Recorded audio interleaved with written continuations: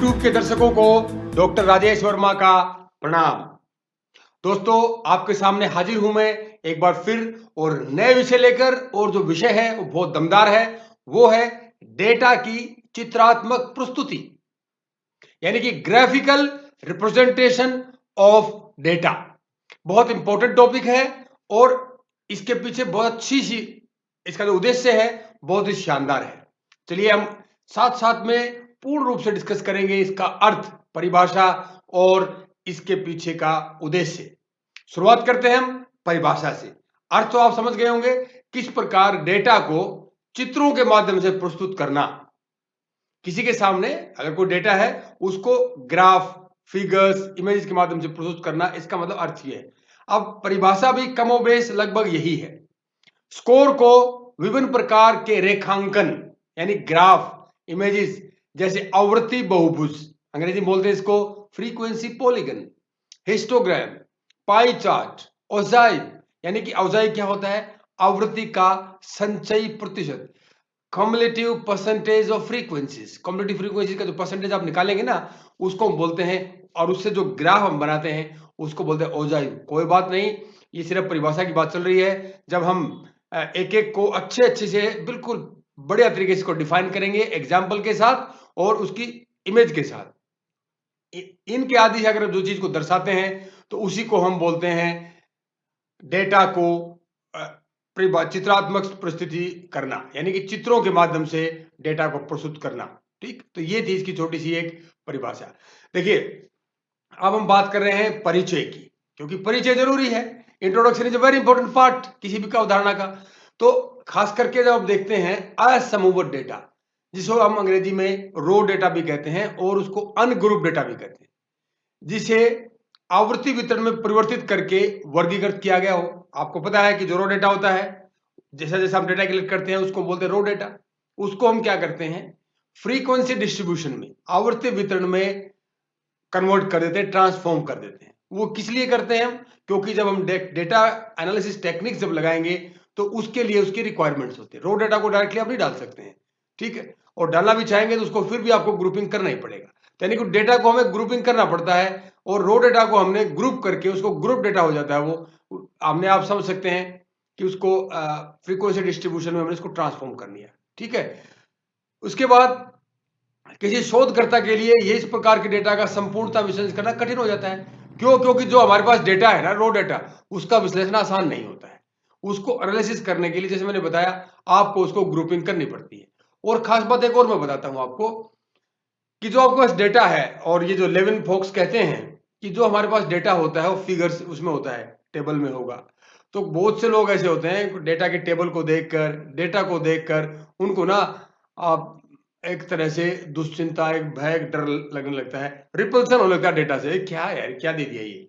मतलब कि आप, कई लोग ऐसे होते हैं जो डेटा से पीछा छुड़ा के आए हैं और फिर आपके सामने डेटा दे दिया है। भाई, बहुत लोगों को मैथमेटिकल एबिलिटी नहीं होती, स्टैटिस्टिकल एबिलिटी नहीं होती, या डेटा की तरफ जो उनकी क्वालिटेटिव एबिलिटी होती है, क्वांटिटेटिव मतलब, वो उनको उनकी नहीं होती है, उनको इंटरेस्ट नहीं होता उसमें, ठीक है। अगर उन्हीं के सामने फिर से डेटा प्रस्तुत कर दिया जाए, कोई स्कोर आपको दे दिया जाए, तो उनको क्या होगा? उसको एक प्रकार से उनसे रिपल्सन होने लगेगा, दुश्चिंता होने लगेगी, ठीक है।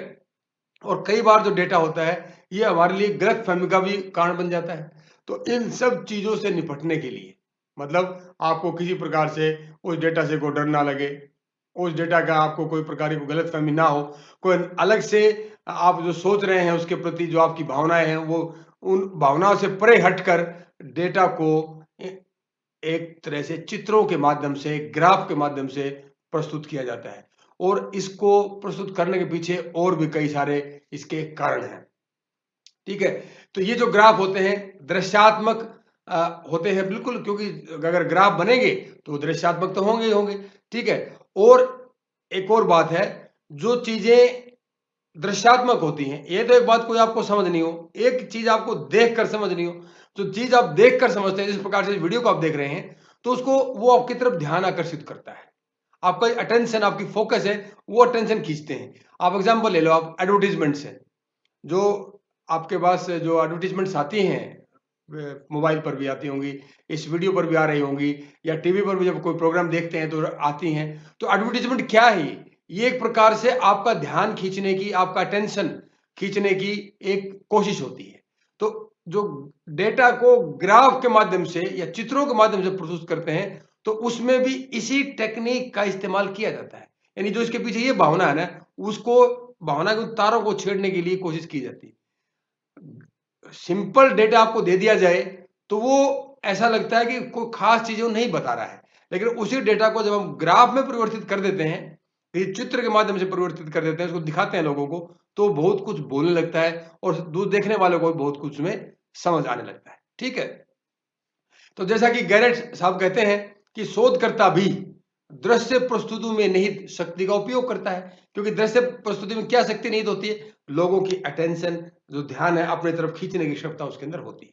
आपने एक चीज लिखी हो कि आप जैसे आजकल कोरोना का केस चल रहा है, कोरोना से बचने के लिए आप हाथ धोते रहें, ये लिखा रहो। और यहीं पर अगर यही पिक्चर को कोई कोई नामी गिरामी व्यक्ति हो, कोई बहुत अच्छा स्पोर्ट्स पर्सन हो, बहुत अच्छा अकेडमिशियन हो, या आपके टीचर्स उसकी फोटो लगी हो, टीचर आपके हाथ धोते दिखा रहे हो, तो क्या होगा? उस पर आपका ध्यान ज्यादा जाएगा बजाय अकेले लिखने की तरफ। तो इसी ये क्या होती है, इसमें एक शक्ति होती है, जो चीजें देखने वाली होती है उसमें कौन सी शक्ति होती है? वो जो लोगों को अपनी तरफ खींचने की अटेंशन सीकिंग कैपेसिटी उनके अंदर होती है। तो उसी शक्ति का जो एक शोध करता है, वो भी डेटा को चित्रों में परिवर्तित करके संख्या को उसी का वो सही इस्तेमाल करना सीखता है और बाद में उसका अनुवाद भी करता है। ठीक है? और खास करके जो डेटा अमूर्त होता है, एब्स्ट्रैक्ट जो चीजें होती है, उसको अगर हम ग्राफिकल के माध्यम से, चित्रों के माध्यम से प्रस्तुत करें, तो उसको समझना, उसका अनुमान लगाना काफी आसान होता है। देखिए, रेखा चित्रीय यानी ग्राफिकल प्रस्तुति निष्कर्षों की पठनीयता में सुधार करने के लिए जानी जाती है। ये क्या बात है कि जो रिजल्ट्स हमारे पास आते हैं, जो आउटकम्स आते हैं किसी भी ग्राफ की, और सॉरी किसी भी डेटा एनालिसिस की, तो उन रिजल्ट्स को बहुत अच्छे से समझना अगर है आपको, तो ये उस रिसर्चर को क्या करना चाहिए? वो उसको ग्राफ के माध्यम से प्रस्तुत करते हैं, वो एक चित्रों के माध्यम से प्रस्तुत करते हैं। क्यों? क्योंकि उसको पढ़ना, उसको देखकर समझना काफी आसान होता है। तो दोस्तों, ये कुछ मुख्य बातें थी जिसमें हम इस बात का अंदाजा लगा लेते हैं कि डेटा को क्यों हम ग्राफिकल माध्यम से या चित्रों के माध्यम से प्रस्तुत करते हैं। अब कुछ मेथड्स हैं, कई सारे मेथड्स हैं, जिनमें से केवल 5 जो मुख्य मेथड्स हैं, 5 विधियां हैं, उन्हीं को मैं इस वीडियो में प्रस्तुत करूंगा आपके सामने कि डेटा को किस प्रकार से दर्शाया जाता है। और भी बहुत सारी होंगे, आप देखेंगे। ठीक है? तो शुरुआत करते हैं हम। सबसे ये देखिए, सबसे पहली होती है आवृत्ति बहुभुज के माध्यम से, फ्रीक्वेंसी पॉलीगन के माध्यम से। देखिए आपके राइट साइड में एक जगह पर एक स्टार से टूट रहे हैं, वो है फ्रीक्वेंसी पॉलीगन। कोई बात नहीं, इतना ही नहीं है, एक एक करके हम इसको एक्सप्लेन भी करेंगे, डिफाइन। दूसरी बात है आयत चित्र हिस्टोग्राम के माध्यम से, वो आपके सामने है, जहां पर कुछ बटरफ्लाई उड़ रही हैं। देखिए, तीसरा है बार ग्राफ के माध्यम से। ये है बार ग्राफ, जो नीले रंग की जो इमेज बनी हुई है, ये आपके राइट साइड में, ये है बार ग्राफ। तीसरा, चौथा है संचयी आवृत्ति ग्राफ, कम्युलेटिव फ्रीक्वेंसी ग्राफ। वो क्या होता है और कैसे बनाया जाता है, वो बिल्कुल बताऊंगा, आपके सामने है ये। और जो अंतिम विधि है, वो उस पर मैं चर्चा करूंगा, वो है cumulative frequency percentage frequency curve, और इसको हिंदी में और दूसरा नाम इसका दिया जाता है ओजाइव, यानी कि संचयी प्रतिशत आवर्ती वक्र या ओजाइव। ठीक, ये थी कुछ 5 विधियां, 5 मेथड्स। अब इन मेथड्स को हम एक एक करके आपके सामने एक्सप्लेन करते हैं। आशा है आपको अभी तक जो मैंने बताया है वो समझ में आया होगा। किसी प्रकार का कोई डाउट आपको होता है तो आप जरूर मेरे कमेंट बॉक्स में लिख सकते हैं या मुझे ईमेल कर सकते हैं। मेरी ईमेल है vamasujit@yahoo.com।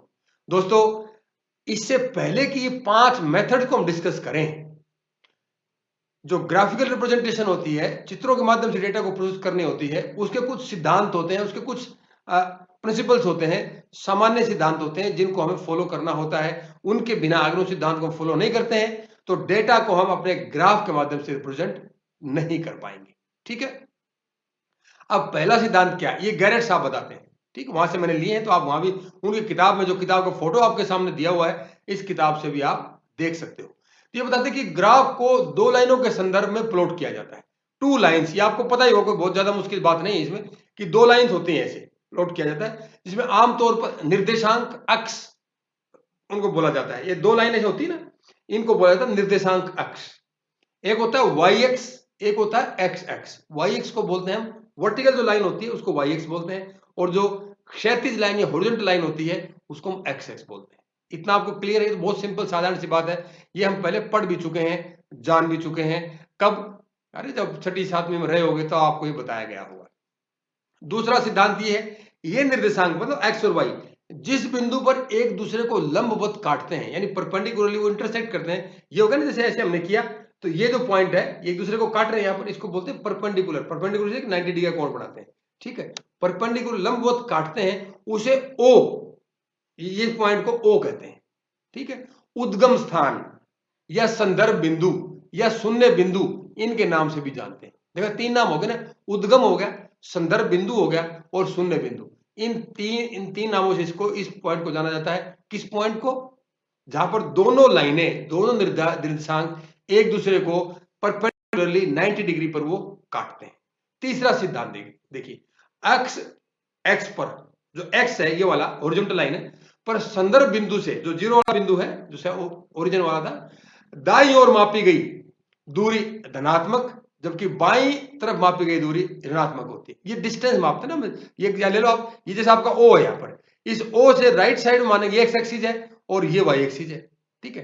अब ओ से एक्स की तरफ, मतलब इसकी तरफ नापेंगे ना राइट साइड में, तो वो जो डिस्टेंस होगा वो पॉजिटिव होगा और इस तरफ वाला होगा वो नेगेटिव होगा, ठीक है, लेफ्ट की तरफ। इसी प्रकार से इस ओ से ऊपर की तरफ मापा गया जो डिस्टेंस होगा वो पॉजिटिव होता है और नीचे की तरफ मापा गया डिस्टेंस होता है वो नेगेटिव होता है, ठीक है।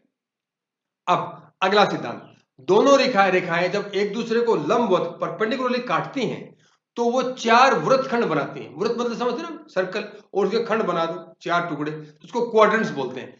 जैसा कि आपके सामने चित्र 1.1 जो साइड में जो चित्र है जो दिखाया गया है, इस प्रकार जब ये लाइनें आपस में एक दूसरे को इंटरसेक्ट करती हैं तो चार क्वाड्रेंट्स बनाती हैं, चार वृत्त खंड बनाती हैं। एक वृत्त के चार खंड उन्होंने बनाए, पहला खंड, दूसरा, तीसरा और चौथा। पहले खंड में देखिए एक्स और वाई की जो वैल्यू होगी, जो स्कोर होगा वो दोनों के पॉजिटिव होंगे। दूसरे खंड में एक्स का स्कोर नेगेटिव होगा, वाई का पॉजिटिव।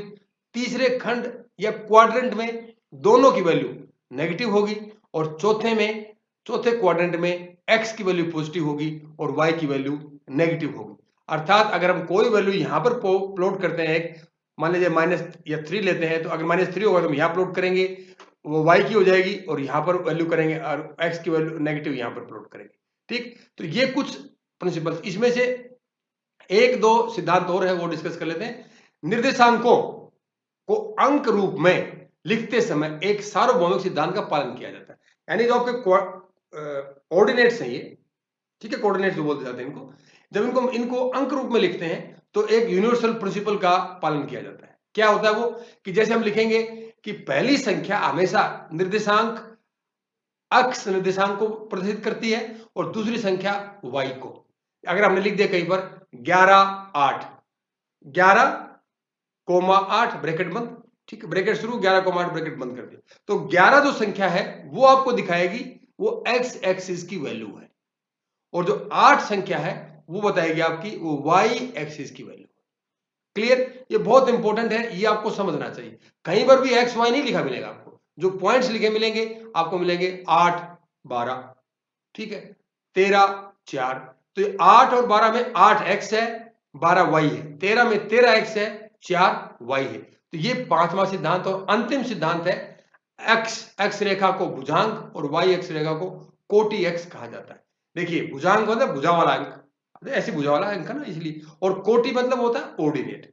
अंग्रेजी में कहते हैं एक्स एक्सिस को जो बोलते हैं, जो हॉरिजॉन्टल लाइन है उसको बोलते हैं एब्सिसा और वाई को बोलते हैं ऑर्डिनेट। तो दोस्तों ये थे कुछ हमारे सिद्धांत जिनका हमें पालन करना होता है इससे पहले कि हम अपने डेटा को ग्राफिकली रिप्रेजेंट करें। अब चलिए शुरुआत करते हैं। सबसे पहले इस शुरुआत में हमने एक टेबल ली है आपके साथ, वो टेबल मैंने पूर्व पहले से बनाई तैयार की है, और याद रखें ये ग्रुप डेटा है और एक काल्पनिक डेटा, बिल्कुल हाइपोथेटिकल डेटा है।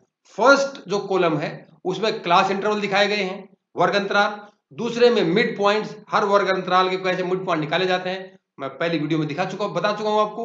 तीसरा कॉलम आपको टैली दिखाता है, उसके बाद फिर हम अपने स्कोर्स को टैली के माध्यम से परिवर्तित करते हैं, फिर टैली को फ्रीक्वेंसी आवृत्ति में उसके बाद कम्युलेटिव फ्रीक्वेंसी में और फिर उसके बाद परसेंटेज में। आप ध्यान से देख लीजिए, यहां पर ये कम्युलेटिव परसेंटेज है, लास्ट कॉलम जो आपका है ये वाली आपकी है कम्युलेटिव फ्रीक्वेंसी, ये सारी फ्रीक्वेंसीज हैं, आवृत्ति हैं, ये टैली है, ये मिड पॉइंट्स हैं, ये क्लास इंटरवल है। तो आपको, क्योंकि जब हम ग्राफ रिप्रेजेंट करेंगे तो इसमें आपकी फ्रीक्वेंसीज की भी जरूरत पड़ेगी, आपकी कम्युलेटिव फ्रीक्वेंसी की भी जरूरत पड़ेगी, आपको कम्युलेटिव फ्रीक्वेंसी की भी जरूरत पड़ेगी। ठीक है, तो ये जो काल्पनिक डेटा है ये हमें बार बार इसकी हमें आवश्यकता पड़ेगी। चलिए पहले करते हैं कि इसके अंदर आवृत्ति बहुभुज बनाते हैं, फ्रीक्वेंसी पॉलीगन। ये क्या होता है? बहुभुज का अर्थ होता है, आपको पता ही है, बहुत सारी भुजाएं, तीन या तीन से अधिक, जिसकी कोई भी एक फिगर है 2 डायमेंशन में, उसकी अगर 3 भुजाएं हैं तो उसको हम त्रिभुज कहते हैं या ट्रायंगल कहते हैं। ठीक है, अगर 3 से ज्यादा किसी आकृति की भुजाएं हैं तो उसको पॉलीगन कहा जाता है। ठीक है, बहुभुज, बहुभुज नाम से पता, बहुत सारी भुजाएं, कई भुजाएं। ठीक है, जो हमने अभी आपको टेबल दिखाई, उसके जो डेटा को अगर हम फ्रीक्वेंसी पॉलीगन में कन्वर्ट करें, आवृत्ति बहुभुज में उसको बनाएं, तो जो आपको कैसा दिखेगा वो आपके सामने है। बहुभुज बनाते समय भुजांक कौन था? एक्स एक्सिस पर, अवशीषा पर अंतराल की जो सटीक निचली सीमा या मध्य बिंदु को प्लॉट किया जाता है। Exact lower limit, class interval ले लो या मिड पॉइंट्स, उनको प्लॉट किया जाता है एक्स एक्सिस पर, और वाई एक्सिस पर उनसे संबंधित आवृत्तियों को, फ्रीक्वेंसीज को प्लॉट किया जाता है। ठीक है, और उसके बाद जो बिंदु लगते हैं, जो पॉइंट्स लगेंगे, उन पॉइंट्स को आपस में स्ट्रेट लाइन के माध्यम से जोड़ दिया जाता है। जैसे कि मान लीजिए पहले स्कोर की जो वो थी 14 से जो 17 हमारा, आप पीछे कर सकते हैं टेबल देखिए, जो 14 से 17 जो लास्ट वाला हमारा या सबसे छोटा वाला वो है फ्रीक्वेंसी क्लास इंटरवल है, उसकी फ्रीक्वेंसी देखिए, उसकी दे रखी है 2, मिड पॉइंट कितना उसका 13। तो जब हम इधर आते हैं तो यहां पर आप देखेंगे कि ये मिड पॉइंट 13 है और उसकी जो फ्रीक्वेंसी थी वो 14 से 17 के बीच में, उसकी हमने ये 2 कर दी। ठीक है, समझ में आ गया आपको ये? तो इस प्रकार से हम हर पॉइंट ऐसे ऐसे प्लॉट करते चले जाएंगे। उसके बाद जो हमें पॉइंट्स मिलेंगे, जैसे कि आपकी 14 से 17 के बीच में ये रहा मिड पॉइंट्स हो गया और उसकी फ्रीक्वेंसी होगी 2, तो ये हमने फ्रीक्वेंसी होगी वाई एक्सिस पर, और क्लास इंटरवल मिड पॉइंट हो गया आपके एक्स एक्सिस पर। और जैसे पॉइंट मिलेंगे उसको हम स्ट्रेट लाइन से जोड़ते चले जाएंगे। जो फिगर आपके सामने आएगी, जैसे मैंने आपको दिखा रखी है, उसको हम फ्रीक्वेंसी पॉलीगन कहते हैं। और दूसरा तरीका है आयत चित्र अर्थात हिस्टोग्राम। दोस्तों, आयत चित्र को अंतराल रहित स्तंभ ग्राफ यानी कि रनिंग कॉलम ग्राफ के नाम से भी जाना जाता है। आप समझ गए ना, अंतराल रहित यानी कि जो दो कॉलम्स होते हैं आपस में, उनके बीच के अंदर कोई भी स्पेस या अंतराल नहीं होता है। बहुभुज के विपरीत सॉरी पॉलीगन जो आपने बनाया था उसके अपोजिट में, जहां इसे बनाने में वर्ग अंतराल के मध्य बिंदु प्रयोग किया जाता है, हिस्टोग्राम में यह माना जाता है कि स्कोर पूरे वर्ग अंतराल के अंतर्गत समान रूप से फैला हुआ होता है। ठीक है, जब फ्रीक्वेंसी पॉलीगन बनाते हैं तो उसमें मिड पॉइंट्स लेते हैं क्लास इंटरवल के, लेकिन जब हिस्टोग्राम में हम ये मानते हैं कि जो स्कोर है वो फ्रीक्वेंसी है किसी भी क्लास इंटरवल की, तो पूरे क्लास इंटरवल में एक समान वो फैली हुई है, एक समान वो जगह घेर के रखती है। ठीक है, तो हिस्टोग्राम में प्रत्येक आवृत्ति को एक आयत द्वारा दर्शाया जाता है, रेक्टेंगल द्वारा दर्शाया जाता है। ठीक है, जिसका आधार बेस होता है, अंतराल की लंबाई और ऊंचाई स्कोर की संख्या दर्शाती है। ठीक है, तो जिसका बेस है एक ट्रायंगल, जैसे आपने दिखा ना ये ऑरेंज कलर के जो ये रेक्टेंगल आप दिख रहे हैं, आयत जो आपको दिख रहे हैं, इनकी बेस है वो आपके वर्ग अंतराल का जो आकार है कितना बड़ा वो दर्शाता है, और जिसकी लंबाई है उसके अंदर कितनी फ्रीक्वेंसी है वो ये दर्शा रही है। ठीक हो गया, आप देखेंगे सभी का जो बेस है, चौड़ाई है, वो लगभग सभी की बराबर, लगभग नहीं प्योरली बराबर है, और बराबर होनी भी चाहिए। क्यों?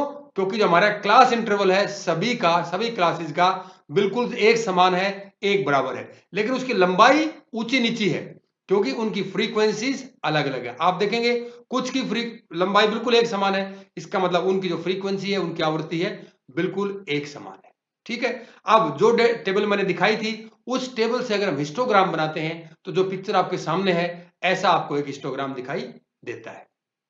आगे देखिए, बार ग्राफ, ये बिल्कुल हिस्टोग्राम की तरह ही होता है, लेकिन इसमें थोड़ा अंतर होता है। इसमें अंतर क्या होता है कि आप देखेंगे कि इनके जो रेक्टेंगल्स जो बने हुए हैं, इनके बीच में यहां पर स्पेस दिया हुआ है, जबकि पिछला जो आपका था उसमें स्पेस नहीं था। केवल यही अंतर होता है बार ग्राफ और हिस्टोग्राम में।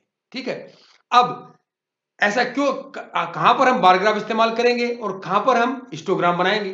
ठीक है, इसके लिए एक अंतिम स्लाइड जो कुछ दिखाऊंगा मैं ना, उसमें बताऊंगा आपको कहां पर क्या बनाना होता है। इस बार ग्राफ का मतलब यह है कि जो वेरिएबल हैं वो डिस्क्रीट हैं, जिनकी एक फिक्स वैल्यू है, वो रनिंग नहीं है, कंटिन्यूस नहीं है। अगर फिक्स वैल्यू है तो आपस में जो वेरिएबल्स की फिक्स वैल्यू दिखाने के लिए हमें क्या करना है, बीच में स्पेस दिखाना पड़ता है। हिस्टोग्राम का उपयोग निरंतर चर को प्रदर्शित करने के लिए किया जाता है, जो कंटिन्यूस वेरिएबल्स होते हैं, जिसमें पट्टियों के बीच यानी आयत के बीच में कोई फासला नहीं होता है, जैसे मैंने पिछला दिखाया था। और वहीं पर बार ग्राफ को हम उन वेरिएबल्स को दर्शाने के लिए करते हैं जिनकी वैल्यू फिक्स होती है, जो डिस्क्रीट होते हैं और जिनके अंदर क्वांटिटेटिव नहीं होती है। इसलिए क्या करते हैं, उनके बीच में हम स्पेस दिखाते हैं। वही बात अगर वो जो डेटा हमने 1.1 टेबल में दिखाया था मैंने आपको, उसको अगर बार ग्राफ बनाते हैं तो वो इस प्रकार का दिखाई देगा।